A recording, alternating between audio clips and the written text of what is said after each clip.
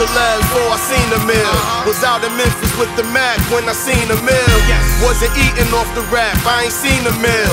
I knew my cars off the back, I ain't need the deal. Keep the steel on the lap, seat slump, nigga. No need for us to dab more than once, nigga. I'm in the club, I play the back, I don't front, nigga. Kick you to what the is up, other guys? side Welcome like a to punt, another nigga. episode of Maximilian Must Know. Just got my new batch in from Decant Shop. I think there's like 20 fragrances in this one, so we got like 5 weeks of shows, brand new stuff to go through. This is possible because Decant Shop sponsors me, decantshop.com. You know what it is. Coupon code MAX12 will get you 12% off your entire order.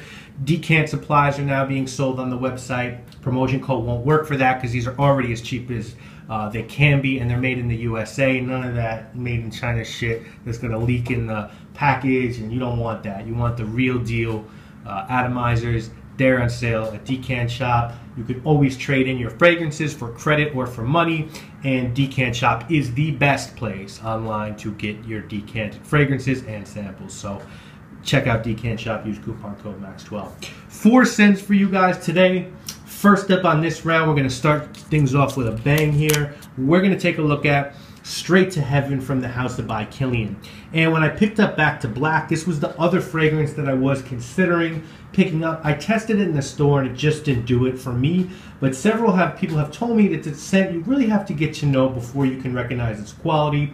This is from their Noir collection, 2007 release by Parfumeur Lancesor. And the notes on this one are musk, patchouli, jasmine, Virginia cedar, amber, nutmeg, vanilla, rum, and dried fruits. The 50 ml of this guy with the coffin is $245.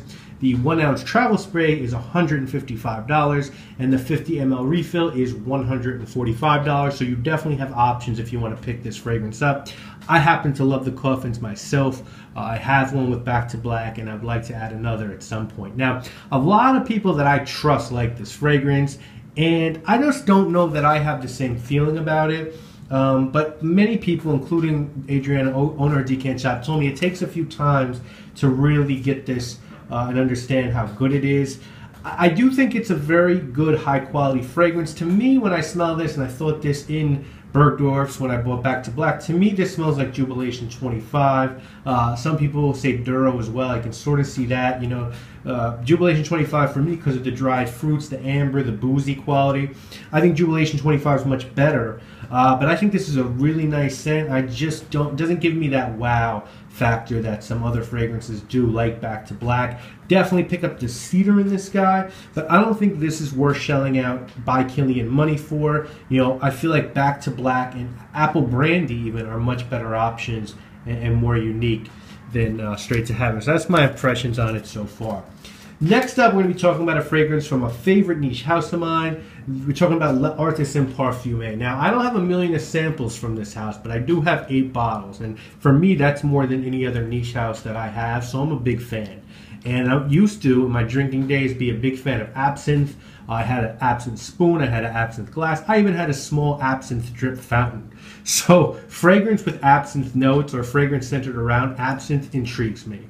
One that I actually do like a lot is Arsenic from Tokyo Milk, but this one, Food of Absence, with a 2006 release from L'Artisan. The perfumer here is Olivia Giacobetti. You know, you guys probably know she did 2 for 2, which is a very highly acclaimed scent that I was lucky enough to snag a bottle of. You can find this one discounted site, so you shouldn't have to pay full price if you want to add this to your collection.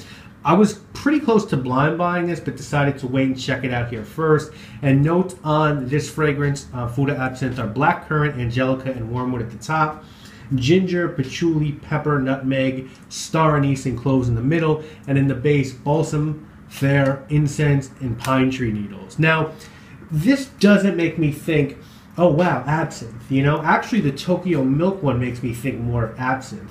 The opening in this, I get a little bit of anise, like absinthe vibe, but I also get some cedar, I get green notes, I think I get some cumin. I could be wrong about that, maybe it's the cedar. I'm not a huge fan of cumin in fragrances. To me, this is really green, and I definitely get licorice, but it's not front and center. It's really intertwined with the angelica and the wormwood and the herbal notes of this. Very high quality fragrance. You always get that with L'Artisan, but I'm not 100% in love with this one yet, but at the price I think I can get it for, I will probably be adding this to my collection.